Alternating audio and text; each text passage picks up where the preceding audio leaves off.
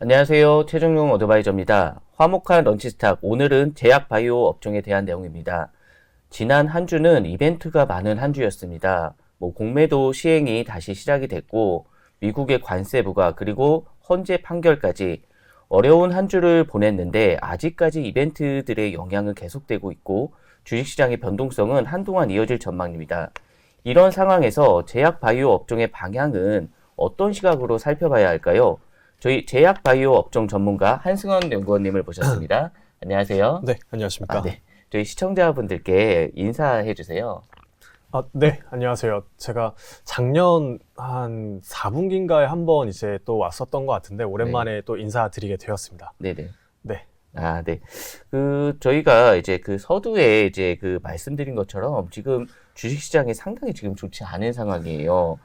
제약 바이오 업종도 3월 초반에서 이제 약간 초중순까지는 괜찮은 흐름을 이제 보였었는데, 최근 이제 흐름이 좋지 못한 상황입니다. 이런 시장 상황에서 제약 바이오 업종 어떻게 보고 계신가요? 네. 일단은 전반적으로 크게 말씀을 드리면요. 네. 일단은 잘 아시겠지만 작년에 이제 전체 시장 대비로 제약바이오가 작년에도 좋았습니다. 그래서 코스피도 15% 정도 아웃퍼폼을 했고요. 코스닥도 이제 아실 수 있겠지만 알테오젠이랑 리가켐이 그 코스닥 제약 지수에는 사실 포함이 안 되어 있습니다. 그래서 여기까지 넣게 되면 한 40% 이제 지수를 아웃퍼폼을 이제 제약바이오도 했고요. 그러다 보니까 이제 투자자분들의 궁금증은 그러면 올해도 좀 아웃퍼폼 할 수 있는가가 조금 생각이었던 것 같습니다. 네. 결론적으로 말씀드리면 일단 올해도 마켓 퍼폼 이상은 충분히 아웃퍼폼 어느 정도 할 수 있겠다가 기본적인 생각이고요. 네. 그래서 일단 1분기로 돌아와서 보자라고 하면 1분기가 제약바이오가 좀 좋았습니다. 일단 3월 초중순까지 좋았는데 네. 일단은 연초에 조금 조정이 나왔지만 결국에는 알테오젠의 딜도 나왔었고요. 그다음 이제 유한양행의 그 OS 데이터도 나오게 되면서 그런 이제 굵직굵직한 모멘텀들이 3월 달에 예상이 되고 있었다였고요. 그 모멘텀들이 좀 해소가 되는 국면에 플러스로 두 가지의 이벤트가 있었는데 매크로 측면이었고요. 첫 번째는 관세 우려였고 두 번째는 공매도였습니다. 네. 그러면서 이제 시장이 전반적으로 조정을 받게 되면서 제약바이오로 같이 조금 이제 흘러내리고 있는 최근 상황인 것 같습니다. 일단 지금 관세하고 그리고 공매도를 이제 말씀을 해주셨는데, 일단 공매도 이제 시작된 지가 이제 한 달이 아니라 일주 정도죠. 한 주 정도 좀 지나가고 있는데, 제약바이오는 생각보다 그렇게 영향을 조금 덜 받는 상황인 거죠? 맞습니다. 일단은 제약바이오에 대한 우려가 조금 있으셨을 것 같은데, 네. 제가 몇 주 전에 또 이제 홍콩, 싱가포르 출장도 좀 다녀왔습니다. 그래서 현지 이제 매니저들이랑도 미팅을 좀 했었을 때, 일단은 국내 제약바이오 종목들에 좀 공격적으로 숏을 치면서 좀 큰 수익을 얻기는 조금 이제 그런 건 지양하고 있다. 왜냐하면 이게 바이오가 특징이 좀 급격하게 튈 수가 있잖아요. 네네. 그러다 보니까 요게 공격적으로 치긴 좀 어렵다라는 스탠스였고요. 그리고 실질적으로 데이터를 보더라도 공매도 이제 대차장구 비중이 국내 바이오가 좀 크게 높지는 않은 편입니다. 그래서 공매도 우려는 좀 많이 희석이 되고 있다. 라고 볼 수가 있을 것 같습니다. 네. 그리고 제가 이제 질문으로 가져왔던 게 이제 3월 달이죠. 이제 많은 분들이 되게 기대를 하셨던 HLB가 삼상이 조금 실패를 한 것 때문에 앞으로 이제 다른 제약 바이오 업종들의 삼상에 대한 영향이 있지 않을까, 이런 질문을 가져왔는데, 저희가 이제 녹화하는 오늘 이제 보니까 ABL 바이오에서 대규모 이제 좀 실적이 하나 좀 나오는 것 같은데, 이 부분은 설명 좀 해주세요. 일단은 말씀 주신 HLB는 삼상 실패는 아니고 삼상 성공을 했는데, 이제 계속 우려가 되는 부분은 요게 FDA로부터 이제 승인을 받아야 돼요. 그러니까 저희가 1, 2, 상 다 끝나고 나서 요 데이터를 패키지로 묶고 그 다음에 이제 실사를 FDA로 받게 되거든요. 그래서 데이터 실사, 생산시설 실사를 받게 되는데, 이제 계속 영향이 지금 받고 있는 게 생산시설에 대한 이슈가 계속 나온다. 요것 때문에 FDA로부터 두 번째로 이제 CRL, 그러니까 보안 서류를 제출해라라고 받게 되었고요. 그래서 지금 HLB가 말을 하고 있는 건 5월달 정도에 재신청을 넣겠다라고 말을 하고 있는데, 일단은 타임라인을 보게 되면 보수적으로 본다라고 하면은 올해 연말이나 내년 초 정도의 승인을 한번 다시 기다릴 수는 있다 정도로는 타임라인을 볼 수가 있고요.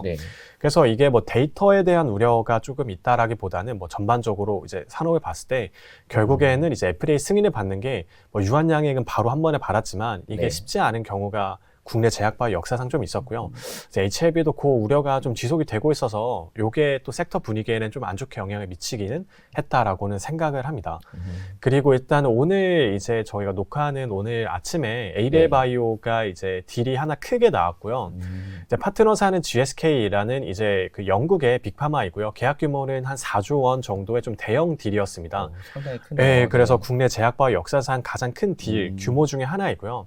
뭐 계약금은 한 700억 정도라 뭐 요 정도 나왔고, 일단은 ABL 바이오가 아실 수 있겠지만 뭐 이중항체 기반의 기술을 가진 이제 플랫폼 바이오텍인데, 그 중에서 오늘 나왔던 딜은 그랩바리 B라는 요 BBB 셔틀, 그러니까 뇌를 투과할 수 있는 플랫폼 기술이었습니다. 그래서 사실 뭐 시장에서는 뭐 올해 나올 수 있다라고 기대는 했지만 그것보다 시장 예상보다 조금 더 빨리 바로 나온 상황이고요. 네. 계약 규모로 좀 큰 상황이다라고 이런 거 봤을 때는, 그래서 오늘도 이제 ABL은 좀 상한가를 가고 있는데 딜 규모나 이렇게 보게 되면 조금 더 이제 뭐 기업 가치 측면에는 조금 더 이제 뭐 긍정적이다라고 생각하고, 일단 뭐 장이 오늘 좋아서 뭐 제약바이오가 전반적으로 가진 못했지만 장이 조금 안정화되고 나면 이런 이벤트들을 조금 더 반영을 시켜줄 수 있겠다라고 생각을 하고 있습니다. 네. 그 ABL 바이오 오늘 상한가, 예, 규모가 계약 규모가 그만큼 좋았다는 거겠죠? 그래서 바로 상한가 간 거. 맞습니다. 그러니까 뭐 요새 제약바이오 업종들이 약간 조금 고전했었는데 좀 좋은 소식으로 좀 작용이 될 것 같고, 제가 그 연구원님이 이제 탑픽으로 이제 선정하신 두 개를 봤는데, 그 두 개를 먼저 설명하기 전에, 이제 그 4월 말에 미국에서 암학회가 있죠? 이 부분에 대해서 조금 설명 좀 부탁드리겠습니다. 그래서 제약바이오를 결국에 투자하시는 분들은 알겠지만 이게 네. 매년 이제 비슷하게 진행이 되거든요. 그래서 매년 연초에는 JPM 헬스케어 컨퍼런스에서 기업들의 좀 전략을 알 수가 있고요. 그 다음에 넘어오게 되면 이제 연중으로 학회가 쭉 예정이 되어 있는데, 네. 그 중에 이제 저희가 좀 주목을 하고 있는 건 결과적으로 시장이 가장 큰 암학회이고요. 네. 암학회는 이제 뭐 6월 달에 아스코, 10월에 에스모 같은 조금 임상 후기 단계의 데이터를 발표한 학회가 있지만, 네. 4월 달에는 AACR이라고 임상 초기, 전임상 데이터를 발표한 학회가 있습니다. 그래서 요게 4월 25일 날부터 좀 이제 진행이 될 예정이라 요거 관련돼서 초록이 3월 25일 날 발표가 되었고요. 그래서 요거 이제 초록 데이터들 중에 조금 올해는 어떤 거를 주목하면 좋을까라고 봤었을 때 뭐 한 크게 3가지 정도의 기업의 데이터들을 좀 주목을 해보자라는 관점으로 좀 산업을 간단하게 자료를 작성을 했었습니다. 네. 그러면 이제 새 종목 주신 게 저희 뒤에 이제 그 차트 보시면은 이 제일 먼저 루닛 이렇게 언급을 해주셨고, 그리고 그 리가켄 바이오, 예, 그리고 그 보로노이 이렇게 세 종목을 이제 언급을 해주셨는데, 일단은 요 종목을 가지고 계신 분들, 뭐 이 아마케가 이제 곧 이제 이번 달 말부터 시작을 하니까 그런 부분에서 좀 그 영향을 볼 수 있다 이렇게 보시면 될 것 같습니다. 그리고 이제 저희가 그러면 이제 탑픽으로 좀 넘어가야 될 것 같아요. 네네. 예, 그 탑픽으로 선정을 해주신 게 일단은 삼성 바이오로직스 하나가 있는데, 그 삼성 바이오로직스를 탑픽으로 잡으신 이유가 있으신가요? 네네. 네. 그래서 혹시나 저거 관련돼서 간단히 포인트만 뭐 말씀드리면, 아까 그 3개 종목 중에 일단은 뭐 루닛 같은 경우는 이제 아시겠지만 의료 AI 회사이고요. 그래서 아스트라제네카랑 했던 데이터를 발표한다. 그게 포인트이고, 그러면은 이제 뭐 연중으로 이제 루닛도 관련된 좀 딜을 기대감이 올라올 수 있다. 요게 일단 포인트이고요. 그다음 두 번째는 리가캠은 앞으로 차세대 페이로드나 좀 차세대 전략과 관련된 데이터들이 나온다. 라는 쪽에 집중을 해주시면 되고, 마지막 세 번째는 보로노이인데 이제 시장에서 좀 관심이 있는 것 같고요. 그래서 보로노이 11, 요거가 시장에서 관심이 있는 EGFR 변이, 뮤테이션 쪽 데이터인데, 처음으로 이제 그 휴먼 데이터 1회 이상 데이터가 나오고요. 요건 이제 4월 25일 날 발표될 예정이라 여기에서 초기 이제 유효성 데이터에 좀 주목을 해보자. 요렇게만 일단은 봐주시면 데이터 세 가지는 볼 수가 있을 것 같습니다. 그 다음에 일단 뭐 탑픽으로 그 상반기에 이제 삼바가 좀 아웃퍼폼 할 가능성이 있겠다라고 생각을 하고 있고요. 최근에 그 삼바가 이제 프리뷰를 진행을 했습니다. 그러면서 이제 연초부터 실적이 어떻게 될 건가에 대한 이제 어느 정도 방향성을 잡을 수가 있는데, 일단은 실적 측면에서는 시장 컨센서스를 좀 상회할 가능성이 높겠다라고 저는 예상을 하고 있고요.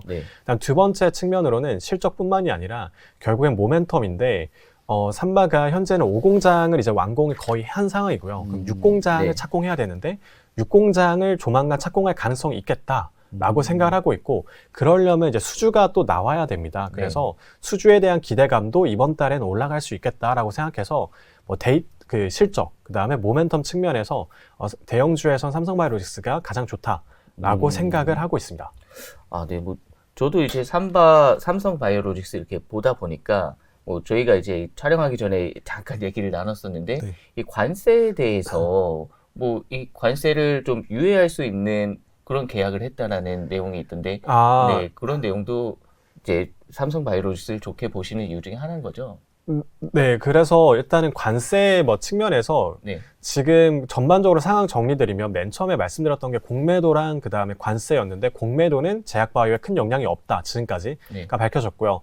일단 관세 측면에서도 4월 2일 날 관세 이제 상호관세안이 나왔는데 시장에서는 의약품도 포함이 될 거다가 시장의 컨센이었습니다. 근데 이번에는 일단 의약품 품목 제외가 됐고요. 그러면서 일단은 한 달 정도 시간을 벌었다라는 점에서 지난주에도 글로벌 제약바이오 기업들, 그러니까 그 주가가 전체 시장 대비 각 국가 뭐 일본이나 중국 다 아웃퍼폼을 했습니다. 그 이유였고요. 국내도 똑같았습니다. 네. 그리고 그러면 관세가 아예 우려가 없느냐라고 보게 되면 그건 아닙니다. 그래서 지금 트럼프가 그 의약품에 대해서 품목 관세, 그러니까 의약품이나 반도체 쪽에 뭔가 품목으로서 관세를 매기겠다라고 하는 안을 뭐 수주안을 발표하겠다라고 하는 상황이고요. 네, 그래서 리스크가 잠재적으로 좀 남아는 있다이지만 국내로 다시 돌아와서 결국에 국내 제약바이오 기업들 중에 미국에 매출이 발생하는 기업들이 정말 소수거든요. 그 중에 뭐 삼바, 셀트, SK바이오팜 뭐 이 정도인데 그 중에 이제 삼성바이오로직스는 CDMO라는 비즈니스를 하는 거고요. 그 이제 CDMO 비즈니스는 기본적으로 이제 고객사한테 관세가 고객사가 부담하는 구조이기 때문에 일단 어느 정도 요거가 이제 고객사한테 전가 가능하다라고 볼 수가 있고요. 그리고 그 삼성바이오로직스 두 번째는, 삼성바이오로직스는 결국에는 위탁 생산이 원재료를 생산하는 겁니다. 원재료는 단가가 굉장히 낮거든요. 그래서 거기에서 관세가 만약 부여가 된다 하더라도 이게 이제 뭐 최종 가격에 부여되는 것보다는 훨씬 낮기 때문에 그런 측면에서도 관세를 어느 정도 영향은 제한적이다라고 보는 게 맞다라고 생각합니다. 그러면 이제 그 삼성바이오로직스는 이제 그 대장으로 일단 보시는 거고. 네네. 네. 그리고 오늘 아침에 리포트 하나 더 쓰신 게 그 한미약품이죠. 맞습니다. 네. 그래서 일단은 제약사 중에서는 대형주에서는 삼성바이오로직스를 가장 선호하고요. 그다음에 이제 중소형주를 놓고 봤을 때는 올해 조금만 이제 연말까지 보자라고 하면은 한미약품을 가장 선호를 하고 있습니다. 그래서 한미약품의 가장 큰 포인트는 뭐 두 가지인데, 첫 번째는 경영권 분쟁 여파 때문에 한 1년 반 정도 동안 주가가 쭉 하락을 해왔는데 경영권 분쟁이 종식이 되었다. 그 다음에 거기에 대한 단초가 결국에는 북경한미라는 자회사의 실적 개선인데 그게 1분기 실적부터 이제 어느 정도 턴어라운드가 보인다라는 거고요. 두 번째로는 이제 결국에는 시장 모멘텀입니다. 제약사다 보니까 주가가 가기 위해서는 시장의 관심을 끌고 그러면서 가치가 높아져야 되는데 그럴 만한 데이터, 모멘텀들이 한미약품은 좀 큰 게 예정이 되어 있다이고요. 6월 달에 이제 비만 쪽 데이터, 그다음에 연말에 메시 쪽 데이터인데 연말 쪽 메시 데이터가 하반기 제약사 모멘텀 중에선 가장 셀 수 있다라고 생각을 하고요. 그렇기 때문에 주가가 좀 어느 정도 조정이 되고 턴어라운드가 일어난다라고 하면은 좀 편안하게 연말 보고 들어가도 되지 않을까라고 생각은 하고 있습니다.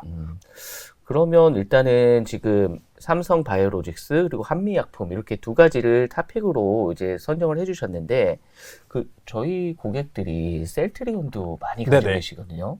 뭐 셀트리온도 뭐 조금 언급해 주실 말씀이 있으실까요? 네네. 셀트리온을 말씀드리면 이제 셀트리온이 작년부터 주가가 좀 박스권에 갇혀 있는 모습입니다. 그래서 뭐 17만 원 언저리에서 왔다 갔다 하고 있는 상황인데요.